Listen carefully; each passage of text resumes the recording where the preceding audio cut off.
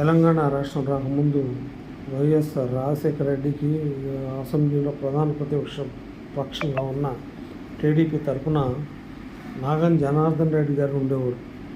ఆయన తర్వాత ప్లేస్ రేవంత్ రెడ్డి ఆక్రమించుకున్న తర్వాత తెలుగుదేశం పార్టీ తరఫున చాలా అవకాశాలు ఇచ్చారు చంద్రబాబు నాయుడు గారు. అవకాశాలు ఇచ్చిన తర్వాత కూడా పార్టీ కష్టకాలంలో కార్యకర్తలతో ఉండకుండా అందరితో పాటు తను కూడా అదే పార్టీ గూడి పరీక్ష అని చెప్పి తన్నేసి వెళ్ళిపోయారు పార్టీకి.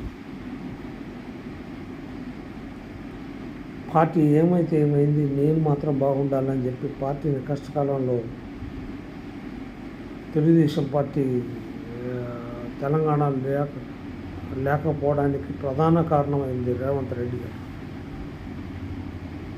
ఎవరైతే చంద్రబాబు నాయుడు గారు వీళ్ళందరినీ నమ్మారో, నాయకులందరినీ నమ్మారో, కార్యకర్తలకి అంత ఇంపార్టెన్స్ ఆ రోజు ఇవ్వలేదు, ఈ రోజు ఇవ్వట్లేదు.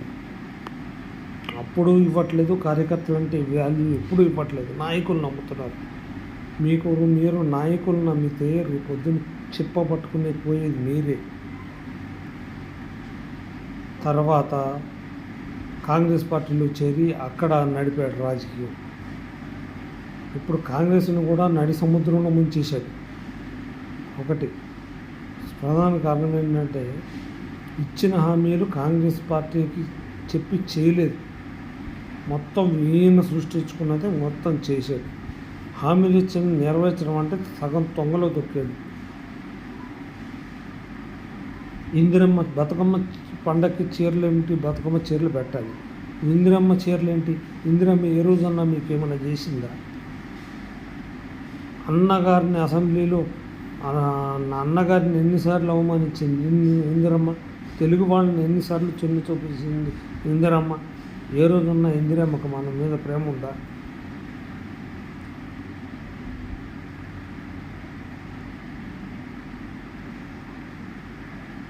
నీకు విద్య నేర్పిన గురువుకే నామాలు పెట్టే మనిషి అటు చంద్రబాబు నాయుడుకి పెట్టావు, ఇప్పుడు కాంగ్రెస్ సోనియా గాంధీకి పెడుతున్నావు.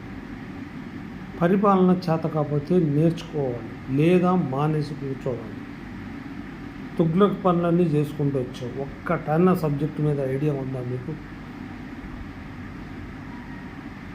ఏం సబ్జెక్టు మీకు అవగాహన ఉంది? రోజు రోజుకి పరిణితి చెందిన రాజకీయవేత్తలాగా ఉంటారు. రాజశేఖర రెడ్డితో ఈక్వల్ అనుకుంటున్నాం. రాజశేఖర రెడ్డితో చంద్రబాబు నాయుడుతో మీరు ఏ నాటికి పోల్చుకోలేరు.